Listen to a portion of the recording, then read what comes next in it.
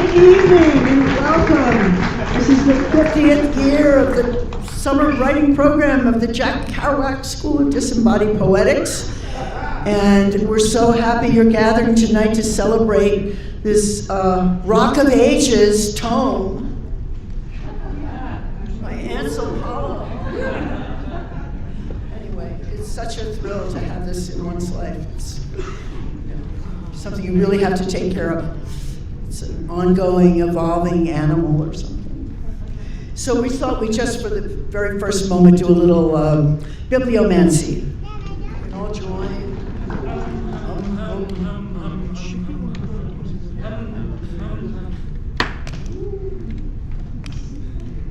Cora, you want to do it? Oh, they're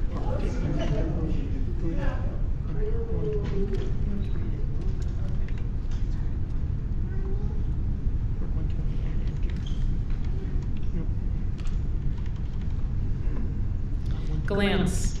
It there. The managers of the establishment have come here from another part of the universe. Their cooking smells good, so never mind the incense, slightly too sweet, wafting into the lobby from the room behind the reception desk, where they conduct their private lives. Now, would this be greater and neater? No, it wouldn't. At the local joke shop, we purchased some joke beach towels to go to the beach, which is a joke, because we're in Colorado. Then sheets of water stretching for miles. Then we hear thunder, see lightning, no joke, and retire to our private lives back at the inn, base camp. They do intertwine as we do it there. So welcome this august assembly of friends and a couple of students who've been inspired by Anselm, including our Anselm Scholarship student. The way you got to be the way you are, a quote from Anselm, celebrating this collected poems, edited by John Bloomberg Reisman and Yasmin Jayasi. The program tonight will be, I'll do some remarks after Jane presents the opening poem in salvo, Jane Dalrymple Hollow. And I think I'll do brief bios right now, so we're not interrupting. I know you have them, but Jane Dalrymple Hollo, born in North Mississippi in 1954, received her BFA in painting and graphic design. She completed an MFA from Maryland Institute in Baltimore, where she discovered the Russian futurists and began to look closely at the paintings of the early modernists for instruction. Then she entered a 3-year apprenticeship in conservation bookbinding at the Eisenhower Library of Johns Hopkins and earned a master's degree in liberal arts from the School of Continuing Education. She married Anselm Hollo in 1985, and since then has collaborated with poets in the design of book covers and contributed illustrations to literary journals. She currently lives between Colorado and Tennessee with her husband, Stephen Parlato. Okay. I think I'll bring you up first. You're our guest of space, Jane Dalrymple.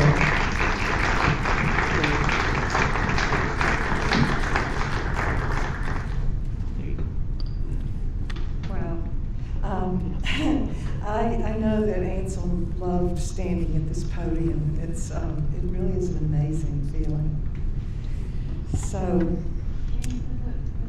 oh, thank you for telling me now. Is that better? Better? Yes? Better now? Okay. Got everything's good, okay? You can hear me.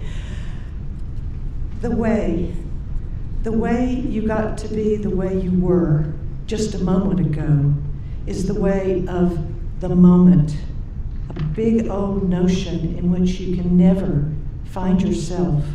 So stagger on your quest for the other big old notion as you just were right then. That was Anselm. Hello. My name is Jane Dalrymple Hollo. 20 years younger than Anselm Hollo, I hyphenated my name when we married in 1985 because I didn't want people to think I was his student, or even worse, his daughter. He already had a wife, Josie, a couple of years older than he was, a son and 2 daughters, Hannes, the oldest, who passed away far too young, Karna and Tamsin, my stepdaughters, who to this day I love as if they were my own. Josie is still with us, living with Tamsin in Newburgh, New York, and Karna lives in Sheffield, England, with her daughter, Josephine Johanna, but everyone calls her Jojo. I loved and loved them all, and I would like to think that I had a hand in bringing their family together after Anselm's wanderings through America as an itinerant professor, making friends with poets who loved him and vice versa. But let's go back to earlier days. Anselm was born on April 12, 1934. His father was born in 1885, a professor of pedagogy at the University of Helsinki and translator of world literature from 14 languages into Finnish at a time when the upper class spoke Swedish and Finnish was considered lower class. But Finland was changing. Then there was the war. Helsinki, 1941. Exploding, shattering, burning, big lights in the sky. And this was Heaven's Gate? No, it's not. It's just the front door. Same old front door you know from the daytime. And we're just waiting for a lull in the action to cross the yard, get down to the shelter, and meet the folks, all the other folks from all the other apartments. And there was a young woman, at least 10 years older, he thought very beautiful. Blankets and wooden beams and crackling radios and chatter. It was better than heaven. It was being safe in the earth, surrounded by many, all of whom really felt like living.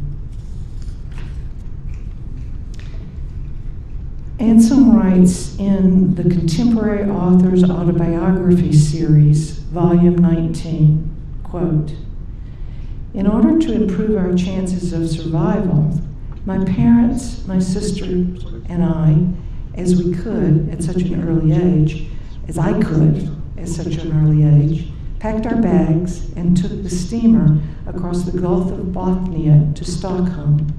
Until then, I had spoken only the main conversational language of my family, which was German." Anselm, close quotations, excuse me. Anselm spent what he remembered to be a beautiful summer on the west coast of Sweden with friends of his parents and his sister, Irina, who was 16 years his elder. Quote, "Irina grew tired of reading and translating the Swedish speech balloons in my favorite comics, Felix the Cat, Mandrake the Magician, Nancy the Sluggo, and the Phantom, in the back pages of the Stockholm dailies. So she obtained a Swedish ABC book and proceeded to teach me to read Swedish. When we returned to Helsinki, my polyglot father taught me Finnish in a couple of months in the summer, preparing for Miss O, I can't pronounce her name, Miss O's elementary school just around the corner from where we lived." Space Baltic. "Far, far in the future I see an ancient gringo baron showing his little grandnephew some dusty glass case memorabilia in the more than half-ruined manor. Yes, we used to call that a football." Anselm's first trip to America was on a ship across the Atlantic.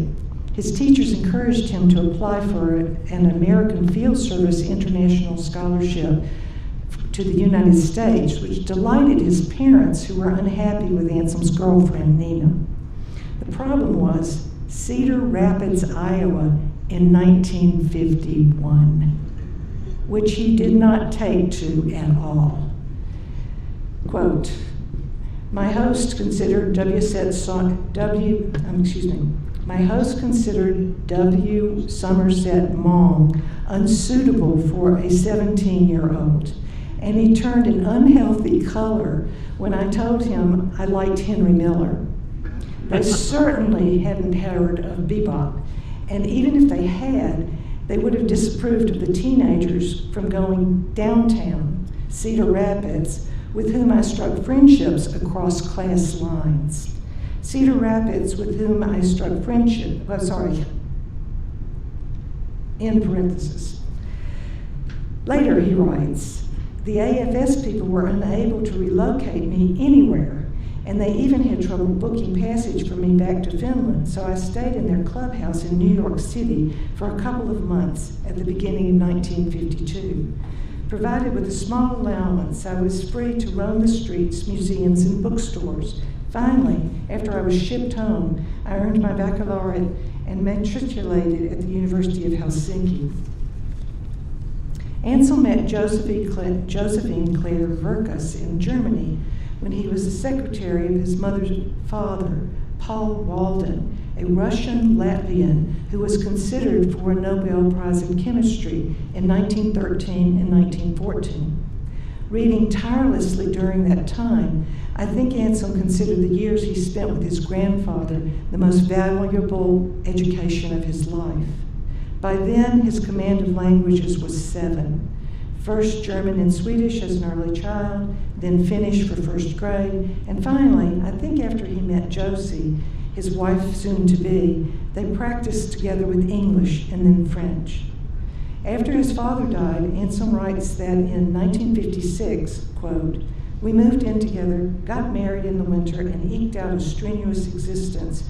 But late in 1957, I received in the mail from my mother an advertisement from a Helsinki newspaper. The British Broadcasting Corporation's BBC European service were looking for a program assistant for their Finnish section to work on shortwave radio broadcasts from London to Finland. I penned a handwritten application much in the same spirit in which I now fill out sweepstake forms, not expecting anything to come of it, end quote. Anselm was hired and the family moved to London, where amazingly he met lifetime friends such as Town Rayworth, along with a plethora of American poets, including Edward Dorn, who married Jennifer Dunbar, who is with us this evening. Then he went to the USA, and he says, quote, I could easily wax boring about Iowa City years at a time I still believed unequaled in that place for intellectual and artistic excitement and innovation, marked as it was by the presence of a succession of important and often atypical mentors at the Writers' Workshop. Ted Berrigan, Kathleen Fraser, Jack Marshall, George Starbuck, among them, unquote. Iowa was where Anselm met the late Alan Kornblum, who was working with letterpress during the small press movement in the 60s and 70s. And I know explicitly that Anselm was eagerly involved with toothpaste press, which evolved to coffeehouse press. See your book. Now, skipping over many years, for my 20 minutes or well nigh, I must tell you that my first introduction to Anselm came by my dear husband, Stephen Parlato, who is sitting here in this space. But I'll leave out the whole story of that some other time. Although Ed Dorn's invitation for one semester at the University of Colorado in 1985, Anselm fell, to Ed's chagrin, right into Naropa world because Anselm had already been here for the Jack Kerouac School of Disembodied Poetics summer writing programs and knew almost everyone. Jennifer Heath and Jennifer Dorn welcomed me as warmly as they did Anselm, who they already knew. This was the year Anselm and I were married and moved to Colorado. Through the following 3 years or so, we lived in Salt Lake City, Utah, where I worked as a book conservator at Brigham Young University. We both thought that Salt Lake City was like another country, and we both enjoyed it, though we knew we couldn't make it our permanent address. So when Ann Waldman invited Anselm to become a permanent member of the faculty at Naropa, and having spent a week each summer with the Jack Kerouac School of Disembodied Poetics, we were delighted for the invitation. Anselm certainly enjoyed teaching poetry, but also translation, which was a total joy for his students because they could be part of the class even if they had no experience with translations. They could translate from English to English. Anselm promised me two or three times in the days before his death, on January 29th, 2013, to give him a posthumous Anselm Hollo collected poems. And now, with the help of our editors, and they are great, John Bloomberg of Risman and Yasemin Giyashi, I have completed his promise. And I know in my heart that Anselm would be delighted beyond measure to know that Stephen and I found one another about 3 years after his death and married. They knew each other before I met either one of them. And that I would have a second chance to say with all my heart for as long as we both shall live. Thank you.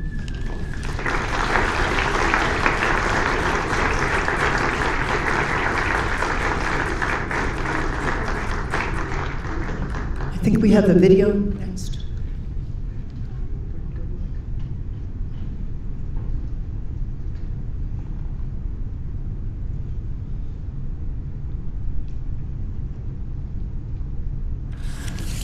It was all right, or what I learned from Kenneth Coke. It was all right to be funny, all possible kinds of funny. It was all right to be erudite, all right to use as many words of the English language as you could possibly come up with, all right to be elegant, all right to be rowdy, but never all right to be pompous. It was all right to be modern and postmodern and pre-modern, all right to be all of those at the same time. All right to be for intelligence and kindness and against hypocrisy and dumb power. All right to believe in your wishes, lies, and dreams. All right to tell what you had never told anyone. All right to be a poet, a lover of words. All right, it was all right. Thank you, Kenneth. Thank you for Thank You and other poems. So many other poems.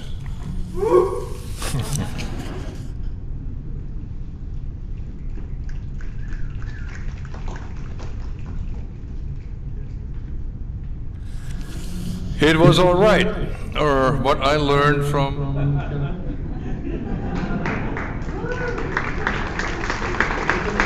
Circle, it was all right.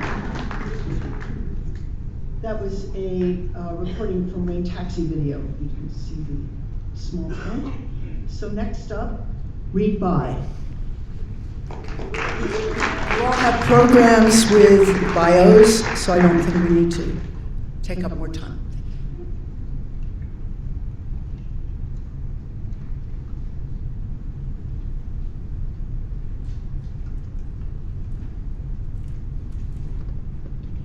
Hello, good evening. Hello, good evening.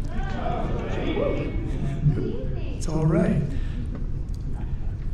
I'm not going to say anything because I'm going to read a longer poem of Anselm's. I don't think he wrote, he's not known for his lengthy poems. This isn't very long, it's only 7 pages, but it's longer than most poems, and I think that's for a reason. Anselm's sort of followed a quick thought progression mode of awareness and articulation and wit that usually resulted in poems of a page or two pages. Anyway, I'm wasting my time. This is a poem from a book called With Ruth in Mind, and it was written in 1979. Cold and windy, cloud with delicate cotton wool monkey face drifting by, frittering violins on the radio, tape drifting by, the magnetic heads, and into the spaces between other heads, magnetic, electric, from here to everywhere, possibly back and on out. What is it like? What is it like? Some recall a musical theme by having the score's image appear before them, then reading it. It is conceivable that what we call remembering in a human being consists in her seeing herself mind's eye, looking up things in a book. Thus, what she reads in that book is what she remembers. Wittgenstein, Zettel, Scraps, 653, Estuche Ingles, El Papel Marca Bamboo. Is the baby out yet? No, not yet. When they listen to it, it must dimly remind them. Cats to Mozart, tape drifting, Zettel drifting, someone blown clean down the block. Shrieking with merriment shock, time travel back again, hopelessly stranger, tremulous listener, heart embedded in cliffside. Sea lions bark at it, hungry and curious. Many friends, quite crazy, plant on table, trembling, many talk in head. My name. The bats are hibernating, so now the birds hunt the twilight. Later, gigantic motorized beetles scour the night. Poe dog, requiescat, morning glory blooms but an hour, cause and affect, dynamic, we have no sure means of knowing. Duration between each death and birth, the seeds of karma, dynamite. Little paws folded, big paws folded. Stagecoach takes corner, plenty of dust. The idiot wars of the young, the idiot wars of the old. Master babe Mandragora shrieks when torn out, shrieks when rammed back, needs warmth in between, appearing, reappearing, uttering language in extracurricular states.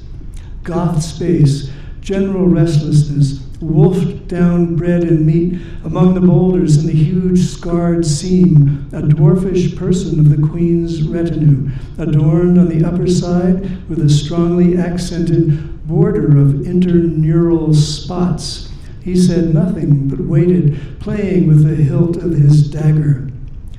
They usually keep a considerable distance above ground, he thought, above the surface of things, as one who had never seen a mirror might wonder in what depths of it lay the face she saw. Hillsides, open meadows, disused quarries, seaside cliffs, narrow valleys running down to the sea, open downs, cornfields, roadsides, borders of woods, even the woods themselves. Ape-like, he silently disappeared into the darkness. We are pleased to announce he had 3 concubines, famous for their beauty. Ape-like, he disappeared silently into the darkness. This is a fine, bright form, she thought, for my clansmen. Live far apart, both on the upper and under sides. We'll find a way, she whispered. Never fear, but kiss me. Notwithstanding the abruptness of this introduction, set like a stone, he took a deep breath, paler shades, and 2 oblique lines, rather less oblique than usual. In one swift rush, all was clear to him. It had the appearance of being sunk some way beneath, north, toward the high mountain village. There is a hill track branching off. Her hair streamed out like the wings of a raven, of a uniform, deep green, almost shining. He began to flee from her, but ever she followed him, chuckling, sitting on flowers in the hot sun, moving the hind wings wheel-like in evident enjoyment at the first light of morning. Pairing usually takes place in the morning. From neck to ankles, she was covered by her head, holding itself upright on a tall comb of grass. The people came out, staring and pointing, their whispers rising like surf all about her. The wind kept hitting the house and shimmering in the moonlight. He approached. It was impossible to guess in what respect the form approached obscurity, since the description flatly contradicted every peculiarity of the latter concept. Large instead of small, and weirdly bright blue. Her features blurred and swayed before him. Throughout the room there were broad grins, like a fire in dry grass. The lava winced and contracted directly an ant's forefoot touched it. A bead would appear and at once be imbibed. His words welled up like stones in the pool of faces, and since she saw no tangible manifestation of his presence, nor any attribute of him, she found it hard to concentrate and slowly closed. Antennae waving over and upon him, dawn and the braying of horns. Melancholia, early developments in physical existence, cause us to experience certain attacks of paralysis. One had only to turn over the stones to see this, and then get into the chariot with quick, uneven steps, thinking, gloomy and wild is the air of this place. Heat waves raced and shimmered round the basin's rim in limpid space suffused with sunny beams, and then the axe was loud. So fine it was to be crazy, mused the Archon. Look, the mutant metaphors take wing, wiping the milk from their whiskers. Having meditated much on airy things, unimaginable distances, and cosmic pie, I think I know what the white poodle dog thinks, perched in his window across the street. He doesn't. I like him. He's both eminent and reasonable. Eldritch cries of the wind among turret tops stared at the dark, faint outline of hills to the east, intoxicated in the glimmering starlight, lying back upon a low couch. Spring you get for free, she thought, and mostly it doesn't turn out too well. But then life's strength lies embedded in a fresh, coarse evenness, dense like any good production of Mnemosyne. On her knee, the flare pistol lodged securely in its holster, a prime star shell in the breech, permanent event in the stream of change, followed by another and another. Yet slowness and sun have stayed with me in calm and gentle absurdity, she thought. Slowly, the ice of the unformed universe dissolves, saw the dark blot against the white stare waver, move down to merge with shadows. Why are you here? Afraid it might be the ultimate horror, foretold in legend. Completely normal person. But it was just a machina worked by springs, moving, talking, laughing. On its way to the shop, toward morning, we begin to feel insubstantial. Our knees cease to shake. We wrap ourselves in our cloaks and walk to the grove of oaks, twisted and windblown, clutching the stony planet with roots of authority, purple and scarlet. Frequent narrative climaxes, moments of great suspense, and moments out to lunch may be saved by one's ability to characterize one's mythic role, by comic ineptitude. The slow Finn in the houses of those who cannot speak, not the swift one, gliding through hermetic glens from dawn to dusk. He sat in his chair, gazing out at the ghostless panorama of disintegrating cones. Zapotec killers stare stone-eyed and deified. There must be a way out of this shirt. P.G. Wodehouse probes the drift of cloud. The thing says this: "Oh, bless all humble." The thing also says, that's not a shirt. Trees and language, in and out of the hat, sure-footed he flows from tussock to tussock, uttering cries of revenge, mighty breathing, sacred rapture, frantic screams, sounds good, thanks, tremulous frenzy, thanks, concealed behind a canopy of palms, whence issue strains of delicate music. From an invisible anklung, she leans across the table toward her companion, unfurls herself double time as fighting breaks out, among the maniacal jitterbugs. Retract periscope. I will return for my change another evening. Who sold you that machine gun? A warlock? A mind open to total disaster? Enlightened facts and figures, mere ghosts, occasionally encountered as described. This is the song of Irgud. We're living in Zomboid, where drowsiness lays its thick fingers upon us, even while we are trying to get the money to be ready to hand it on when it is our turn. He looked about at the faces of his counselors, intent, and it seemed to him full of accusation.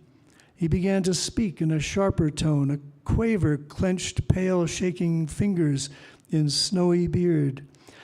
Mysterious indeed were the ways. There were invisible cities, rites of the goddess, outside and above, or were there? Well, there are tangible and intangible gifts, but not on a silver platter. The worm starts under similar pressure, meeting in vortex of tattered posters quietly flapping back and back before it goes forward. Incorrigible intimist, monam, to hocus the animals of pursuers by changing their dream cassettes. Old Tibetan trick. Joseph Cornell knew it well. Thank you.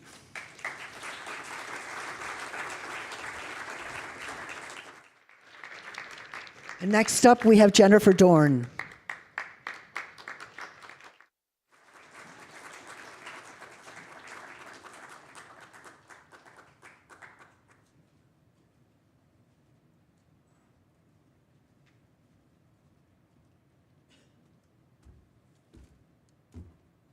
Well, I'm really happy to be here on this wonderful occasion.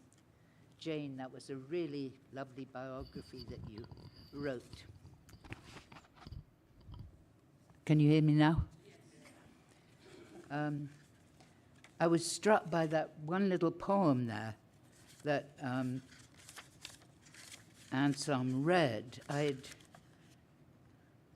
didn't even put it in my, I was beginning to type something up, but then I decided I'd just read poems. But the thing I was saying was that he was one of the most erudite poets that I knew, but he was the least pompous poet.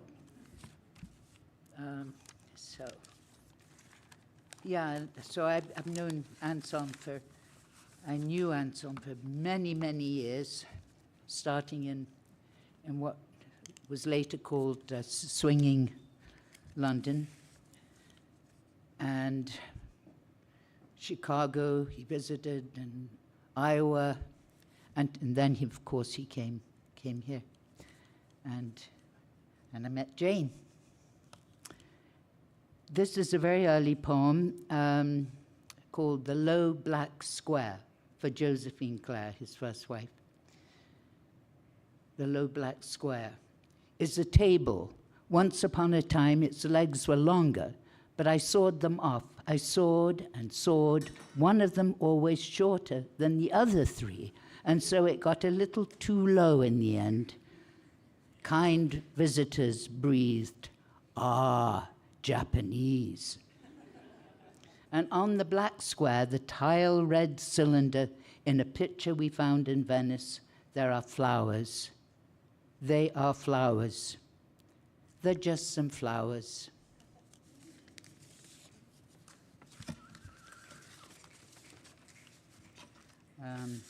This is, that was from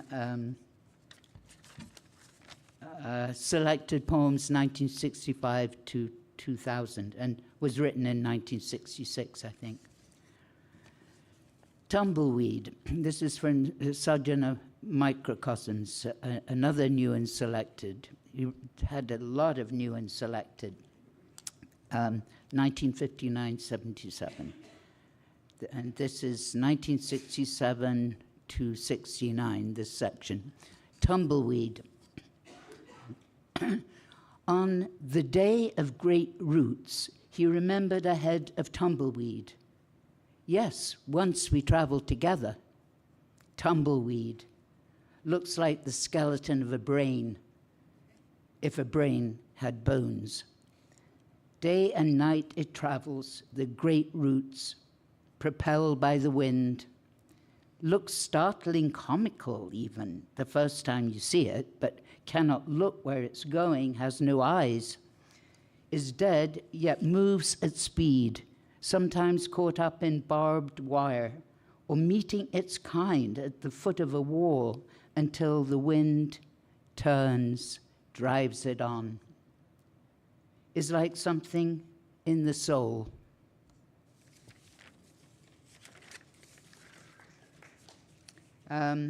Message. This is from Space Baltic. Anselm's voice, I hope we hear more of him reading, because his kind of deep Baltic baritone, it's growling. No one had a voice anything like his. Message. Hello, I am one of your molecules. I started out from Crab Nebula, but I move about. I've moved about for millions of years. I entered your body perhaps as a factor in some edible vegetable, or else I passed into your lungs as part of the air. Now what intrigues me is this. At what point, as I entered the mouth or was absorbed by the skin, was I part of the body? And to what exact moment, at what exact moment, later on, do I cease to be part of the body, i.e. you? Let me know what you think. Yours.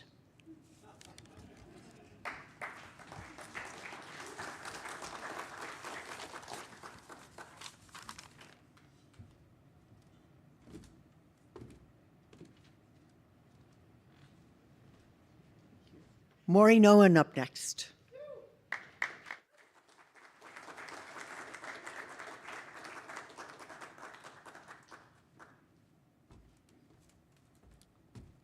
Hello. It's just great to be here tonight for Anselm and to see this incredible book, which is amazing. I'm going to read just a few short poems from Sojourner Microcosms. A little more. Up. Mouth.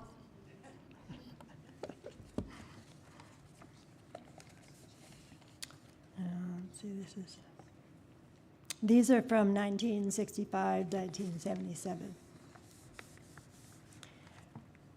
Red piano. A red piano, he says, a red piano. I never saw one. I knew a man who had a red typewriter. He hardly ever used it. A red piano. Would it seem lighter to carry upstairs than a black one? A red piano. A red piano. Let us think more musical thoughts.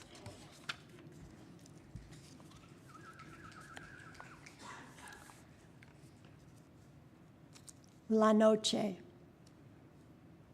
The wind let loose in the dark, and the lights of the city moving. The city is a great dragon. It is a procession. It is on the move. But the curtains are drawn, the music unheard. See, men and women preparing themselves for the long journey across a room.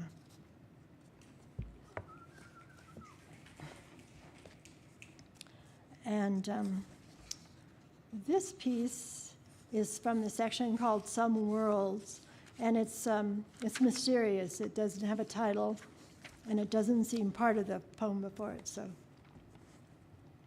Anyone, say, a girl named May, who watches, say, Humphrey Bogart on The Late Show go through customs in Hong Kong, may, years later, if she herself actually goes through customs in Hong Kong, feel she is reliving the past customs in Hong Kong. Oh, absolutely.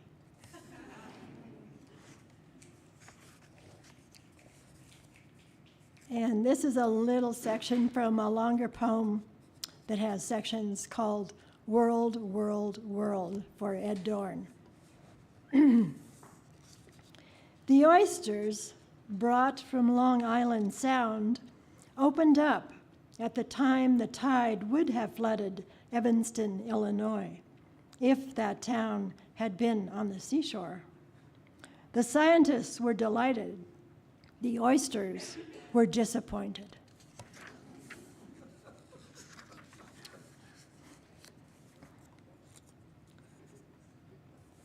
And this is called March in Beginner's Luck.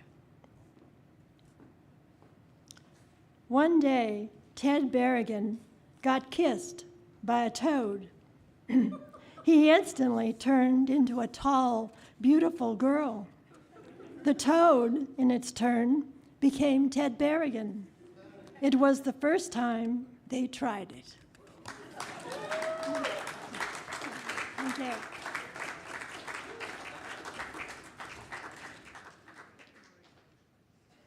Joseph Ritchie.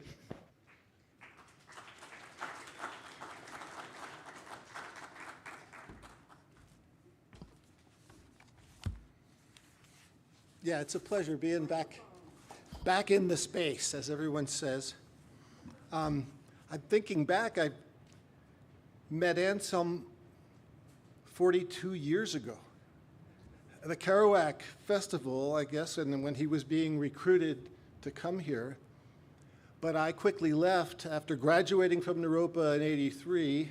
Anselm began, so I didn't study with him.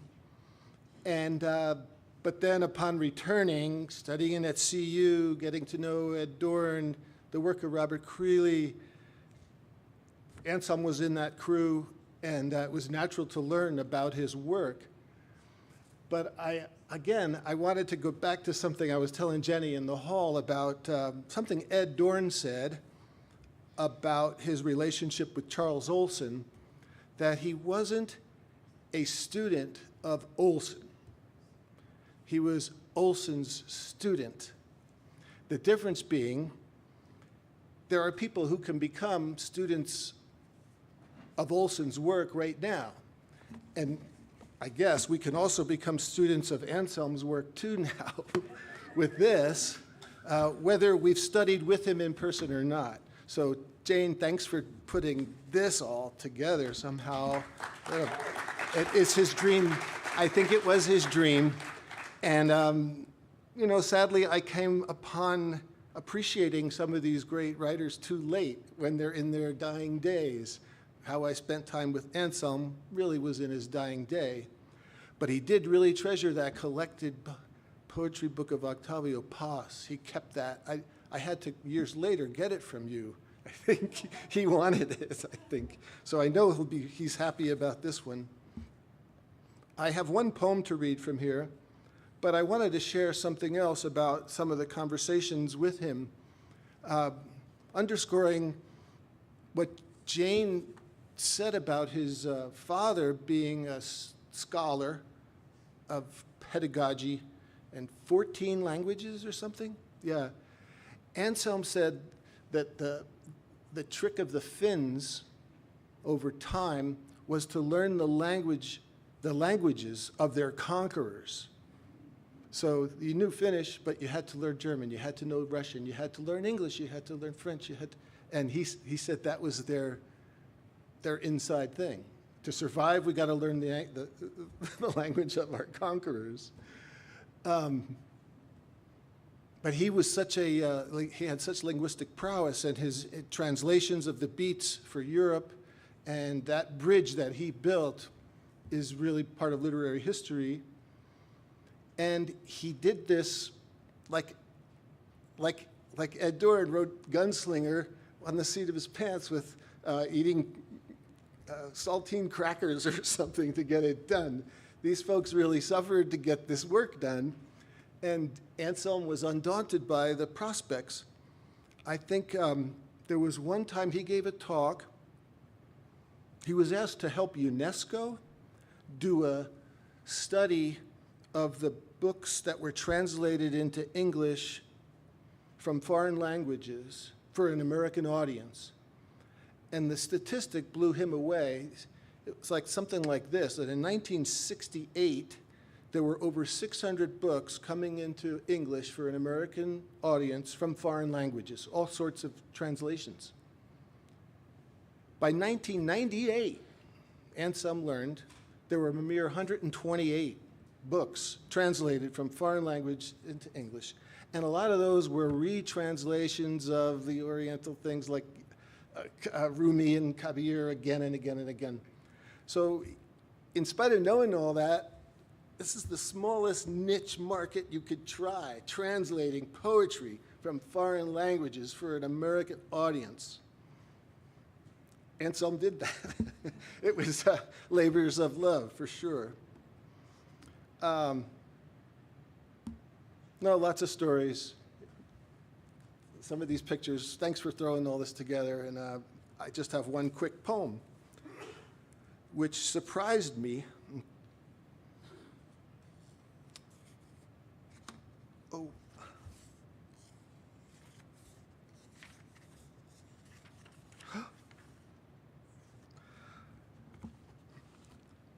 On the occasion of becoming an echo, the goddess stands in front of her cave, waves me into the drawing, eyes like an afterthought, dotted in green. Gaia, drawn by a 6-year-old, very clear. Many more things in this room. Books, chair, a bed, at least 2 people. How many more in their dreams? But the signals are garbled, garbled. I mean, he says, who is I? Who is I? Meanwhile, I want the whole world to love me, not need me at all. The goddess stands in front of her cave, not waving me in, just raising her hands as if to say, well, who's to tell you? Once upon a time, my head says, there was a man. He got very tired. He went to sleep and didn't dream. Didn't even sleep, but was gone, out and out there. All things were clear. Anselm Hollo.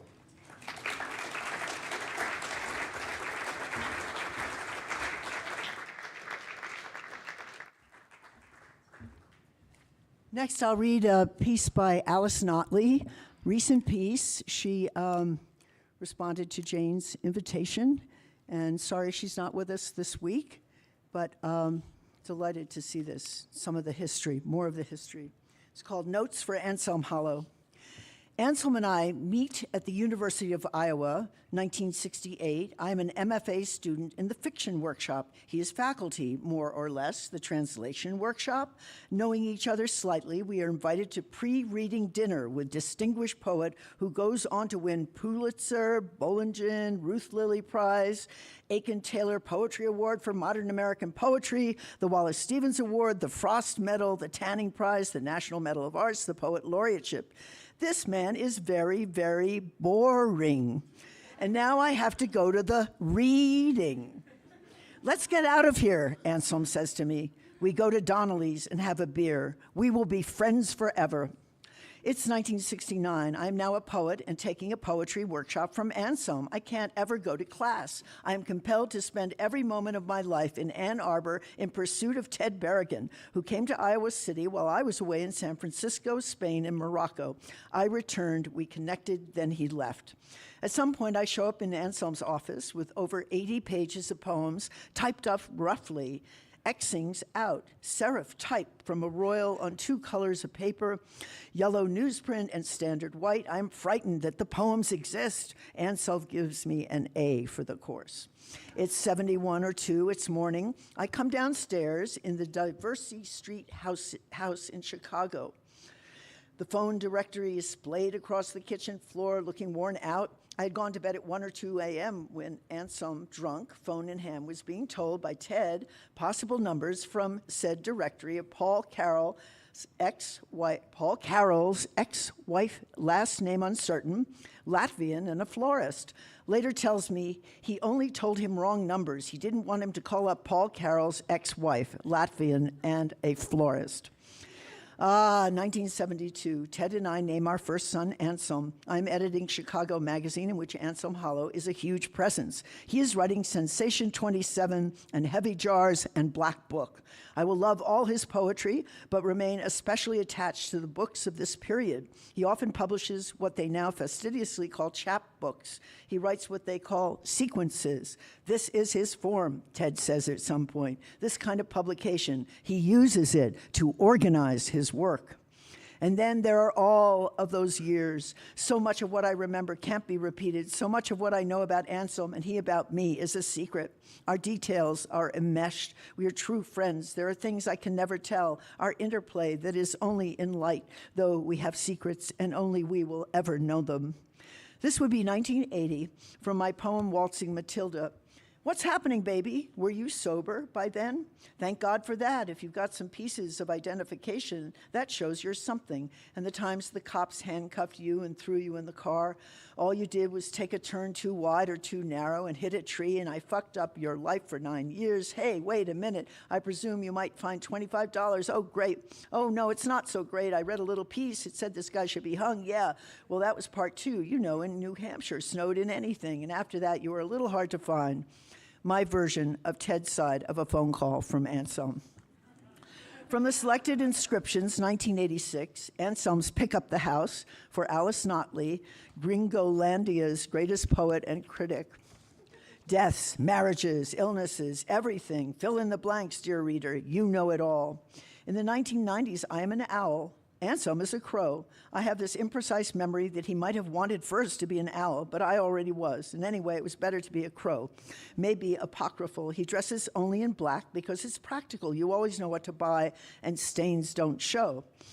In 1998, Doug and I are visiting Anselm and Jane in Gretz outside of Paris. I walk with Anselm and tell him my theory that dreaming is a way of thinking. He is immediately interested. Really? A way of thinking? Later, it is a holiday and there is no food. I improvise massive amounts of pasta for everyone at the Gretzer Foundation.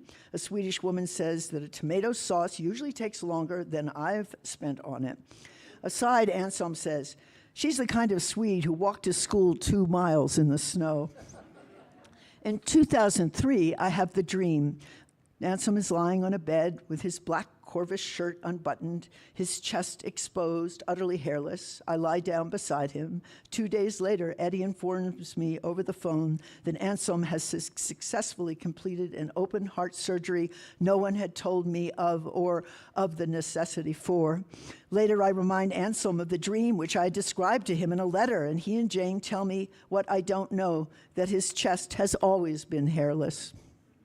Sometime around 2007 or 8, whenever I visit Boulder, Anselm and I used to go to bookstores. So in a bookstore, I find an edition of Tennyson's Idylls of the King, Boston, Ticknor and Fields. It is inscribed to Carrie L. Miller, March 1864. I show it to Anselm and then stand at the counter to buy it. I'm suddenly aware he's there, looking at me urgently. What is it? I want the Idylls of the King. You can't have it.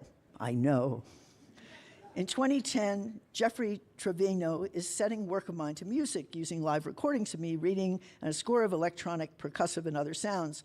That's Anselm Hollo's laugh at the end of the first poem, I write to him. I'll put that in the score, he writes back. Laugh by Anselm Hollo. Anselm's poetry is wiser than he is, as all great poetry is probably wiser than its poet. But it couldn't exist without the mix of cultures and persons he was, his prodigious reading, his wildness. But Jesus, wasn't he a gas? Wasn't it terrific to have known him? As he says of Stevie Smith in Heavy Jars, no way you are dead. You were such a good head. I was always interested in his eyes because they could seem so pale, so transparent as to be opaque, blue or blue-yellow. Maybe they were no color. I tend to remember them as having almost no color. Alice Notley. Thank you, Alice. And next we have Eric Fishman.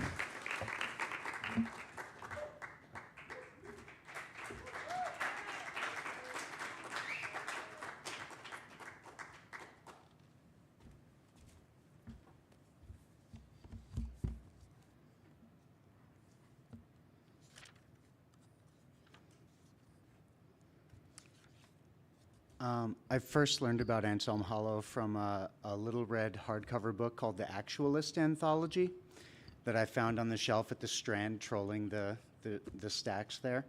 Alan Kornblum was also in that book, Morty Sklar, Linda Hildenbrand, who has one of my all-time favorite love poems, Snow is for Tracking the Invisible Man. After their long list of descriptions of what actualism was, it said, we just didn't want to call ourselves 14 poets from Iowa City. Two of the short poems I'm going to read are from that. And years later, I had a friend who was here at Naropa doing the MDiv, and he reached out to me and he's like, man, you got to come to Colorado. There's this like poetry school. It's like started by the Beats. It's called the Jack Kerouac School of Disembodied Poetics. And I was like, come on, man, that sounds like totally made up. There's no way that's true. Next you're going to tell me weed's legal or something. Like, that's crazy. But I looked up the school and I saw that Anselm was teaching here, and that was the clincher for me. And I was very lucky to be in one of his last classes before he passed away in the fall of 2011, taking the translation class. And his solutions to really complex translation problems were incredibly simple and elegant, so much so that I would have never thought of them. And I hope that I've absorbed that lesson. Baby Anselm. At the grand 18th century French engraving dream party, they meet, fall in love. How much time is there? There's only so much. It is so obviously exciting, he has to laugh. Wakes up right next to her.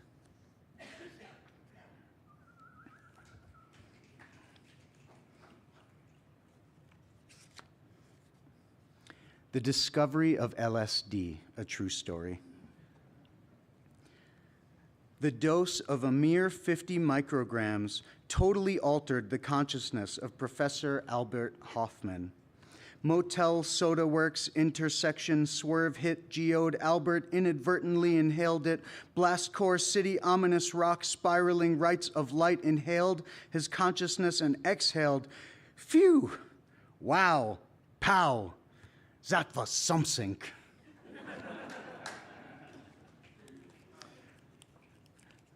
For Anne Waldman. Little asterisks cheer up the page, but poetry is blood, is dwarf's drink, dwarf's drunken ship Kvasir. Zonkt? What do you mean, zonkt? Can't hear you, I'm zonked. And the great God whose name is amplifier feeds his strong signal into the goddess whose name is speaker coil. And the quantity of air that is moved is huge, and the pressure of that air is heavy, and the sound is loud. Sweet Lord, it is loud.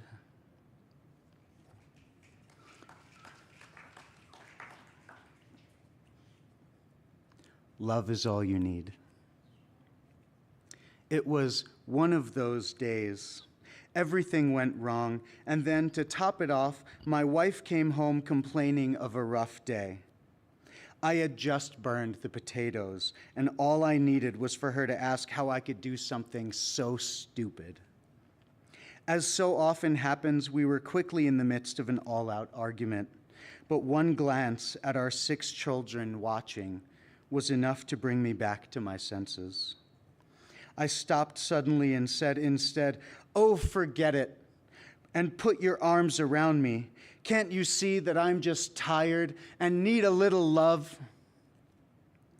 It's hard to be in a bad mood when everyone is hugging and kissing you. I can't think of a nicer way to spend the evening.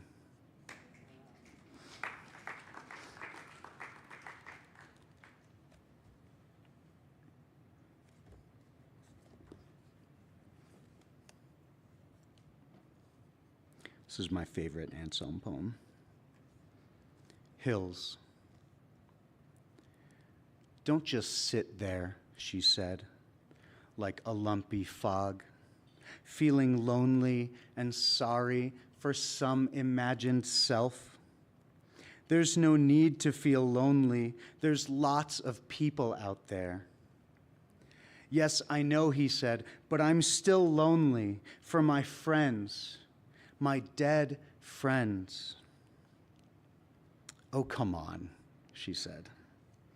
You're just indulging in the midway crankies, past midlife lumpies and grumpies. Come on, let's go climb some hills. I'll just do this one more little poem. Elegy. The laundry basket lid is still there, though badly chewed up by the cat. But time has devoured the cat entirely. Thanks.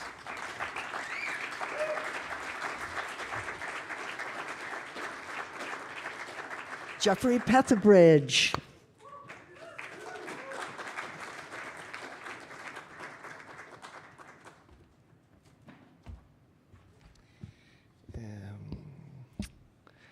Is this good? Yeah. Whoa. So I have a thank you, a dream, and then 3 poems. The thank you is to Jane for seeing this work into being, a kind of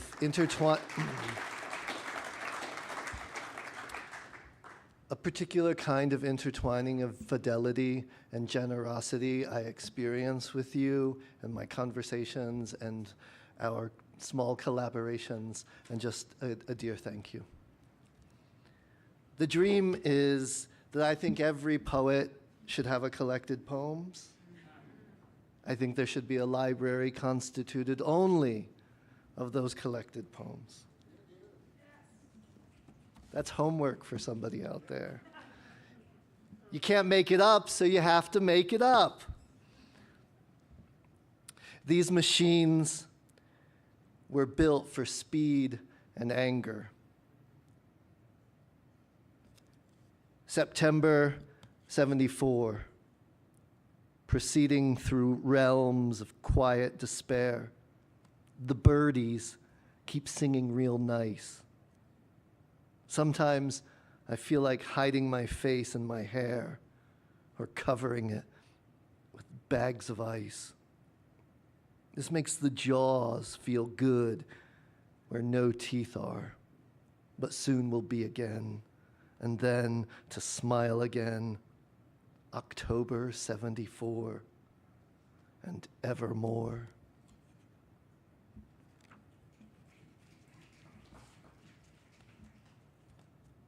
Song 5. Dark moves, power, peaceful, dark, deep, religious green, moves, a heart in there, a peaceful heart, dark, deep, religious, green, moves. Oh, ficus power, deep, dark, ficus peace.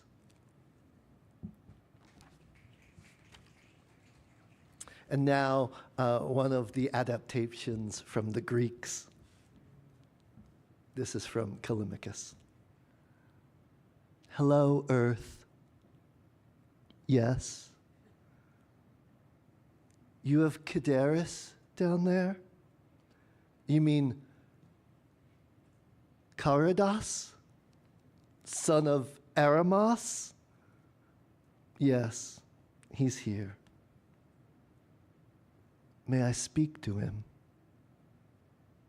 Yes, here he is. Caridas!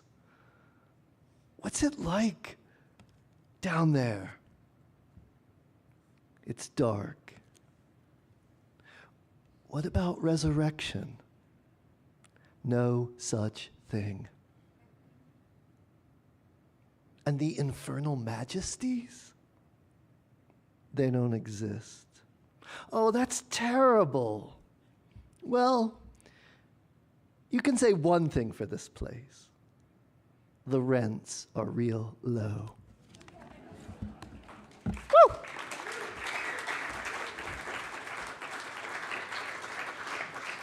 Swanee Astrid.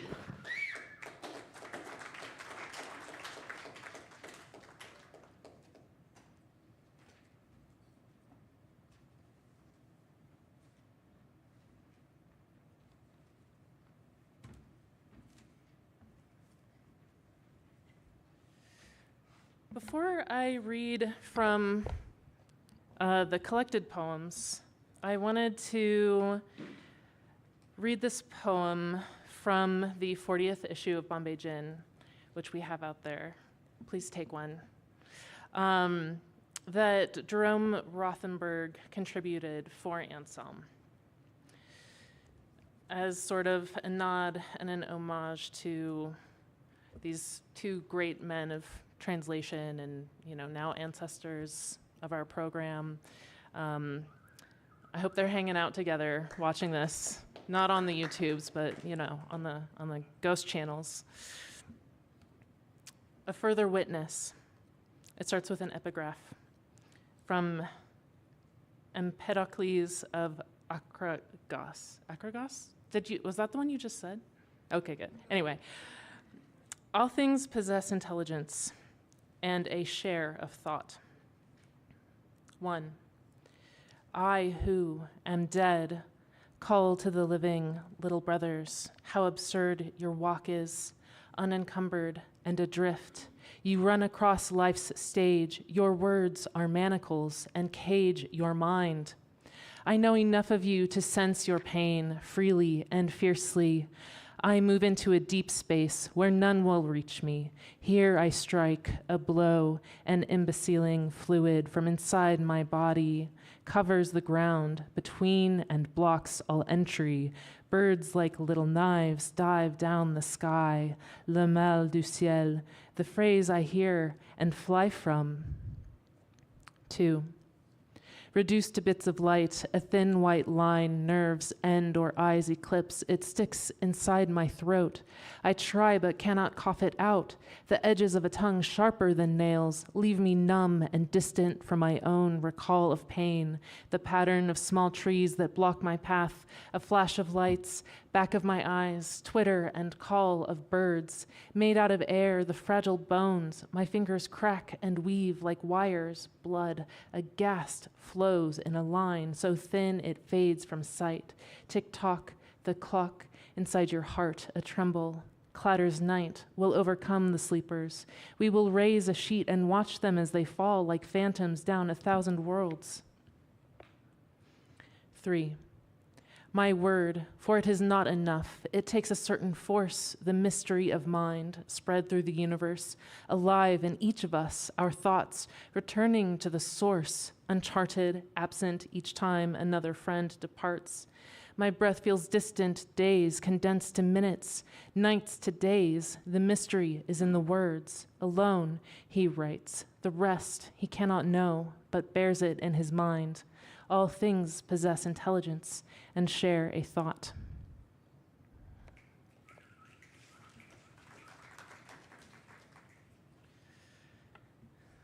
So, Eric, I think you graduated in like 2013 or 12, something like that.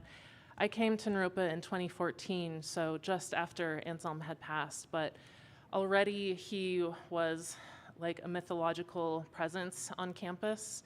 I remember, on maybe one of my first days or weeks on campus, I was hanging out at the smoker's table. It was over by Arapahoe House, and I was like, oh my God, look at the crow. The crow's over there. That's so cool. And it was by Arapahoe House where JKS used to have its home base. And someone was like, Anselm. And I was like, Anselm, like, what's that about? That sounds spooky and great and rather Nordic, so give it up. And I forget who I was with. I think probably a second-year student at the time, but they started to tell me about Anselm, and I just love that it was that bird that's also a mythical figure that was my introduction to him. And this morning, as I was taking my air, there was a crow hanging out on a power line, and was like talking, and of course I was like trying to talk back. And then it flew away, and then another one appeared in like the same spot, like 5 minutes later, and then followed its trajectory, and I was like, Anselm. So that was just a really nice, lovely omen. From this collection, since Alice in her piece brought up Idols of the King, that was one that I had chosen, so how nice that that was sort of prefaced. Idols of the King. I want to be a fine lover, husband, father, poet, critic, political head and defender of truth, champion of liberty, savior of the world. Now the word is you, want to be all of these things too, so there will be two of us at least.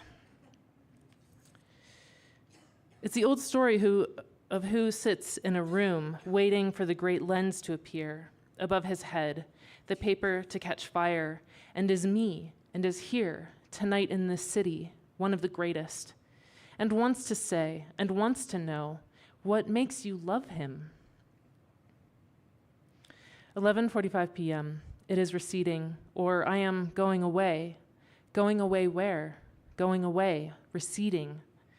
This is a crude registration. I wasn't really looking. See, that's the thing, he explained. With all those guys, they've all had visions. But then we were somewhere else, talking to an old man about the great troubles somewhere else. Again, it was none too clear. Bedtime, story read, good night said. Now's the time. Run about, shout, open the door, slam it again, giggle, jump on, jump off the bed, let's see him, rush out roaring. Oh, he gets mad, doesn't he? Here he comes. The baby sits in her chair, smiling, shining, on good and bad alike. What does she care for all the false republics of this world? Let's do something about the unequal distribution of wealth right now. Her mood might change. Not many words in my mouth when I point north into my lady's south. Or we come first, words later. I thought there would be a few more dirty giggles at that one. Blessings, invisible fingertips. No other way with words. All right. And one more. As I was perusing this mighty table of contents, the word skaldic caught my eye. And then there were these skaldic throwbacks. Wild Mara mind and wicked worm intensity, berserker travel on hushed sands, longing for opiates of rain, hawks angle blue and bateau mist, battlement games, grand gears of destiny, pikes under banner, wildlings pleading, thronged misery refined, laconic bards' ear, tackles, eras, phrasing, and ironic runes. Thank you for being here. Thank you, Jane. Thank you, Anselm. Wong, who is the Anselm Fellow in 2022 at the Jack Kerouac School. Graduated right now.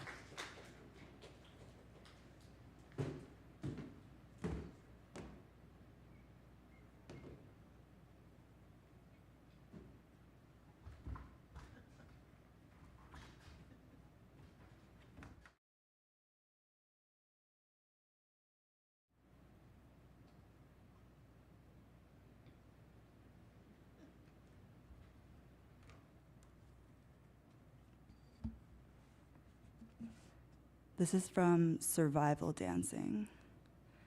Canto Arastra. Opera creatures, technicolor elves, love to roam in profusion, make home in voices, shouting at no one, dotty shamans, pathos and farce transmitters, many birds singing waters, gardens in Spain. But time's grindstone jaws surely crunch gray birds and smoky lamplit ore. In fatal history's central city, sweep 20 years from day. End of tube proclaims gone. Lineage guests broken drum virtuosi, gone from free bop survival dancing. Now, patriots of the dark, watch Earth go silent movie. No poetry, no pinball, no dream, no pathos, confusion. Time was a placid pig. Now is a shorter drift. Ride, ice, hold, terror, endure shadow, light, dim flares underground. Faster than bubble life travels. Metaphysics, away from the sun. Dark balance, every moment, all gone and going things.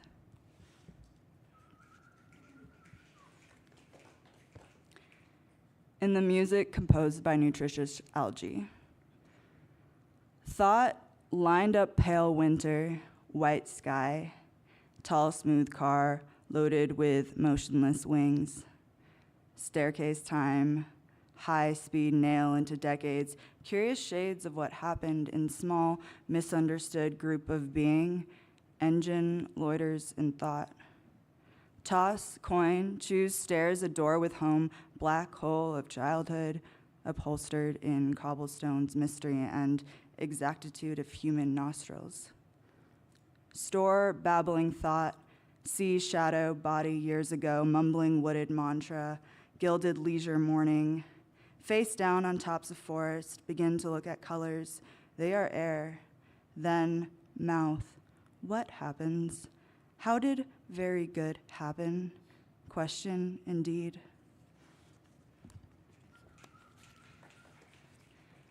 My time here is so indebted to so many people in this room, and very much so to Anselm Hollo. And it is, his memory and presence, it's really lovely to be amidst today.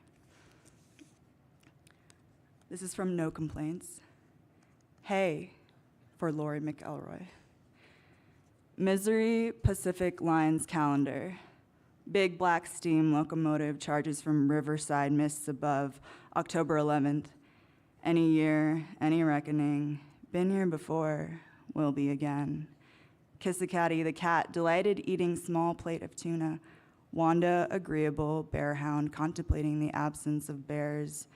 Presence of kissacatties and humans, equally bearable, though crazy.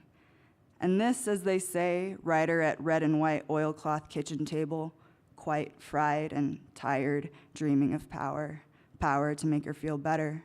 Be there tomorrow to reach, make some use of his arms, pacifically, not like locomotive, not running on rails, we aren't, but on our feet and in our brains. Woo-hoo. So let's get off at that little station in the Corinthian Alps of the imagination, a little hot chicken for you, beef goulash stew for me, talk, feel alive in the cold, make us see our breath. Light and lightly walking on air, as they say, which is what any of us walk on ever. Fred Astaire steps on turd, not missing a beat.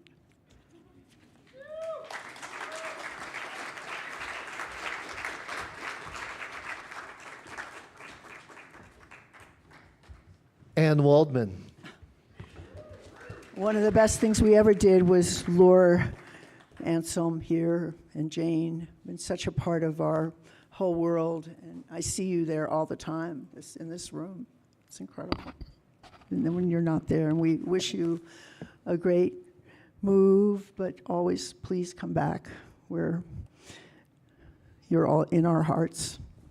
want to see you. Thank you for all your great service. Thank you for your help with the archive over many years. I know Anselm had a lot of feelings about that, and we saw our archivist helpers off today, and I just feel that's an incredible kind of fruition of so many of the things you stood for. So you've been such a great part of the community, and I love all the intricate interconnections between all these people that just go on and on. So we have this Bombay Gin that had a special section of poems dedicated to Anselm Hollo, and we're offering it to all of you. We have a few boxes of things left, so please take it as a gift and check out this beautiful book. Jane, thank you for the contribution of the books that we're selling that will benefit scholarships for summer scholarship for a student. Thank you. This was Bombay Gin, a little interview that I did, and there were so many wonderful little things in here, but please tell us your favorite memory of Anselm Hollo. He visited Reed By and me and our baby son Ambrose when we were living in San Francisco and I was teaching at New College, and literally made the walls and floors of the old wooden building we were living in shake with his laughter. We tore around in his car on a tour once where he proclaimed his love for me and poetry as we were about to crash into some barricade in the phenomenal world. Many memories of his teaching. Faculty often sat in on one another's classes. I remember going to all of Anselm's classes one year. In the old days, once telling one student it wasn't quite enough what he was doing might be just as interesting if he read the phone book out loud. And the next class, castigating those who tried to make the phone book sound interesting out loud.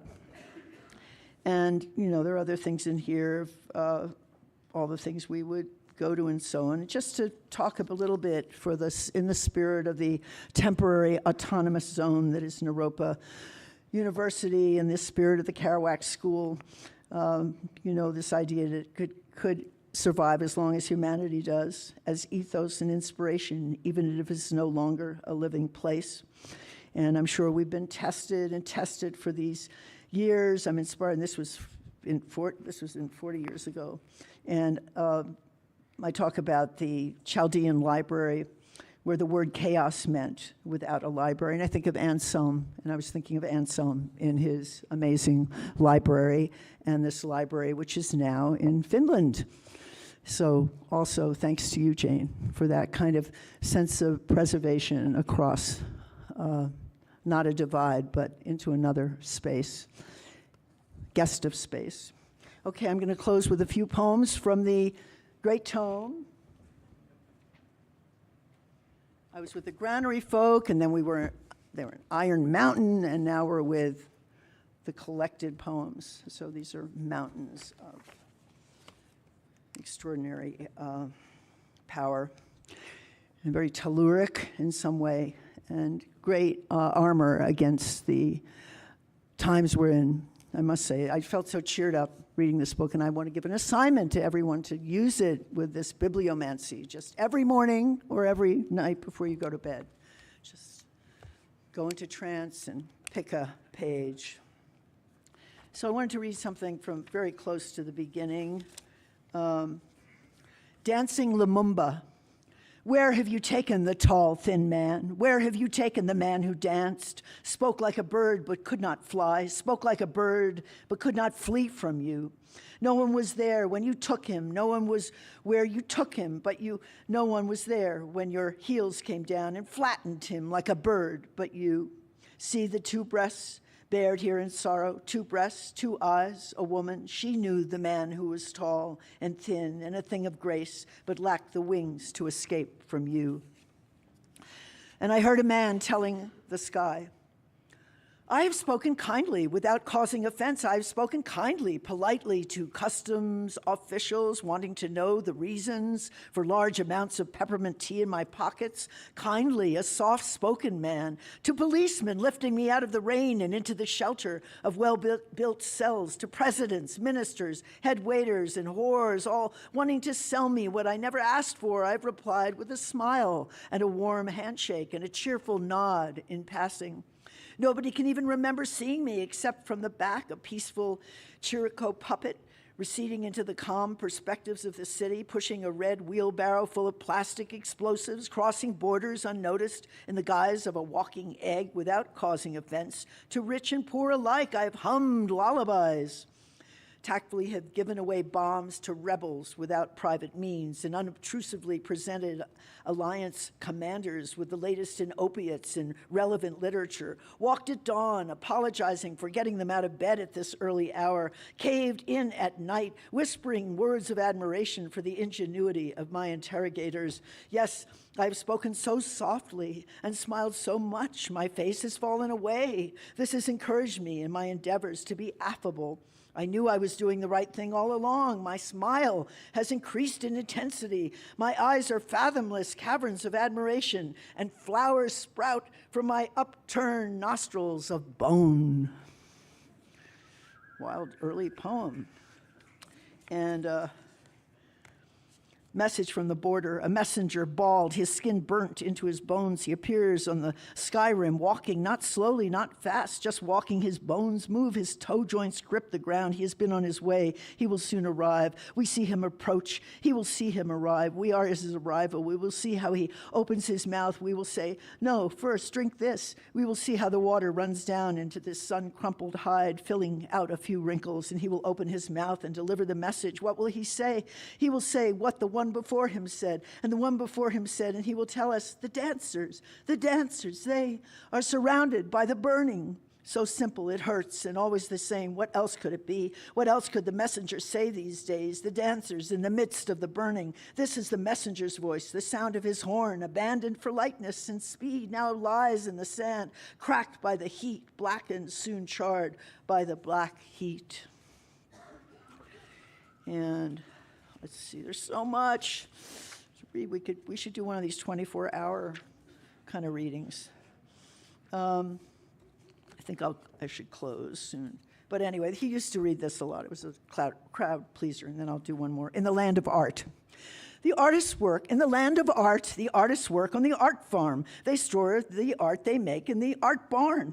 Once in a while, they take some out and take it to the art store. When the art store sells some, they take their share and put it in the art bank. Then they take their art checkbooks and go to the art inn to have a good time, or take each other to an art movie or an art dance. They wash their clothes at the art laundromat unless they are successful and rich and have their own art washer and dryer in their art basement. When the artists take a trip, an art trip, they stay at the art hotel. When they get sick, they go to the art hospital. And when they die, they're buried in the art cemetery. And that's the life of the artists in the land of art. And the Green Mountain Cemetery is an art cemetery because Jane created this beautiful memorial for Anselm Hollo. So that's another field trip for the students here. It's wonderful up there. And Ed Dorn's up there as well, with a great quote on his tombstone. Okay, and I wanted to close with, and there's some great little footnotes at the end of this, At Evenfall, another sort of banner poem, the last line we've used a lot, sort of advocating for what we do. It's our spiritual mantra. At evenfall, recall enormous heave of moment, la vie en rose, before some Malarmean blows it into the vide or abîme. But timing egg in storm beats driving car through rock, Albanian proverb. Sun shadows, fields cast loose, drum vibes, in ground moths flutter. Oh, lady time, summer was great. But now no house of letters stands, Elizabethanly enjoying giving song, paradox knots each graduate. Yet she'll stay up to read and write long letters, and on still tree-lined streets attend her musings, do art, eat well, never please wicked money. Always treat language like a dangerous toy. And then there's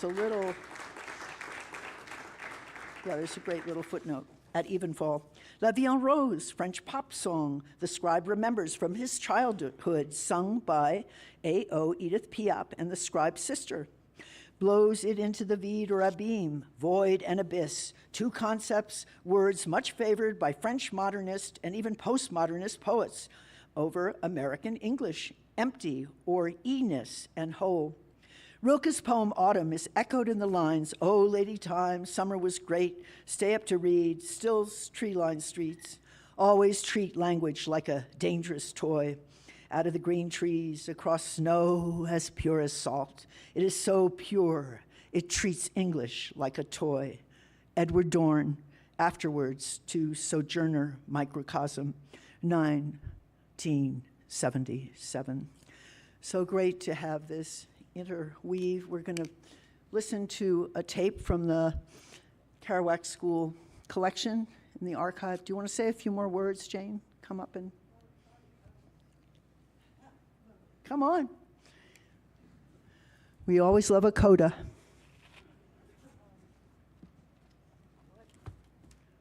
What coda do I have? I have a lot of memories, and I have the joy of being a wonderful partner for a long time, and now again, another wonderful partner. And I just consider myself one of the luckiest women alive. Thank you so much.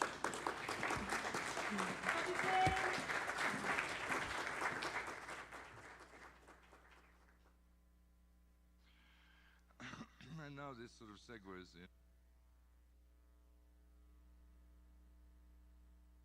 into as yet unfinished sequence called The Guests of Space.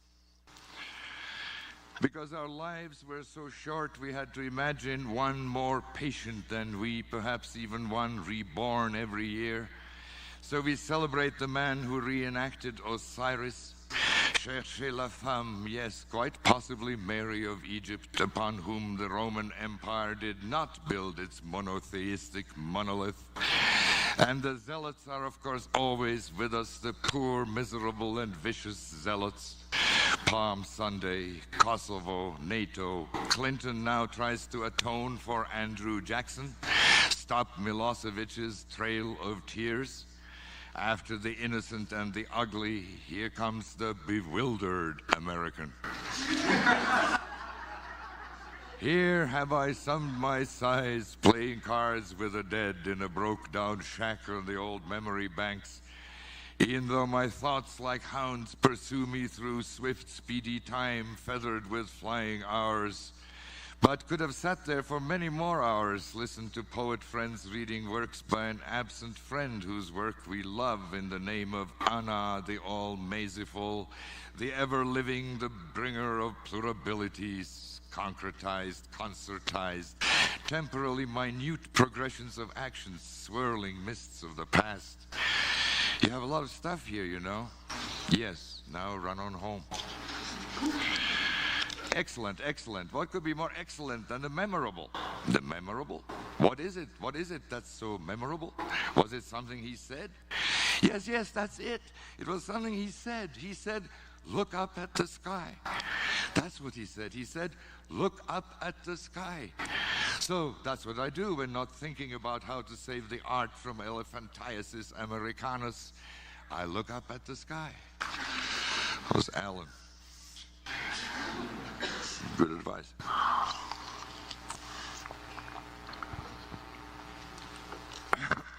Excuse me. Quote, the range of cultural and historical reference and information in the mass and popular media is remarkably limited. Charles Bernstein. French popular writers have a thing about fucking on top of motorcycles. The beast with two backs doing 120. But I am just learning to talk. How could we avoid dissolving in our own private oceans?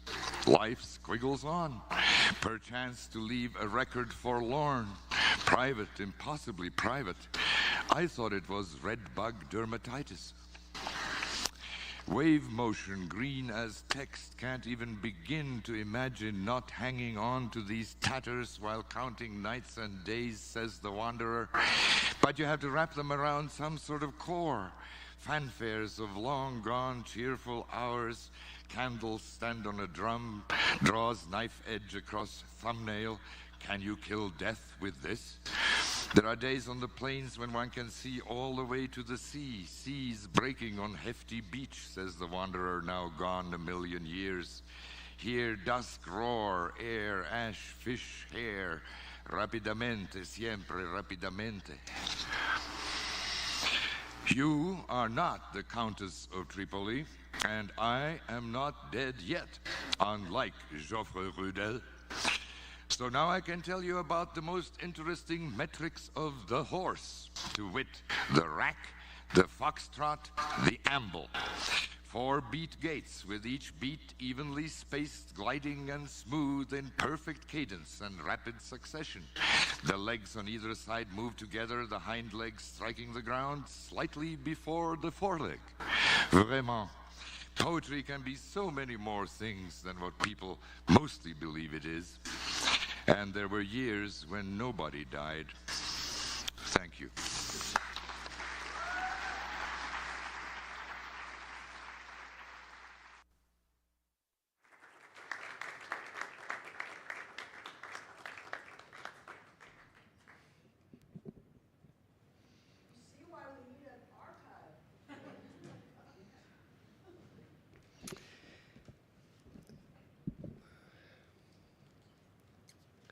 Thank you all for coming tonight. Thank you, deep gratitude to Jane and to Swanee and Anne for pulling this celebration of the collected poems of Anselm Hollo together.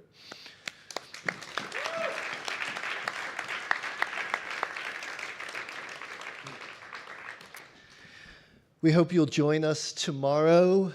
During the day, Julie Carr will be lecturing at 1 o'clock here. Then we'll also have an hour of screening of poem films curated by Anne and Bridget Fertile, a little bit by myself. Noland and Oliver Ray will be in attendance to discuss their film. And then in the and then we'll have the student panel in the late afternoon. And Thursday evening, we have readings by Carrie Lorig, Chris Pusateri, Michelle Nakapierce, and Julie Carr. The festival continues. We hope you can join us. And as we like to say, the rest of the evening is yours. Thank you again.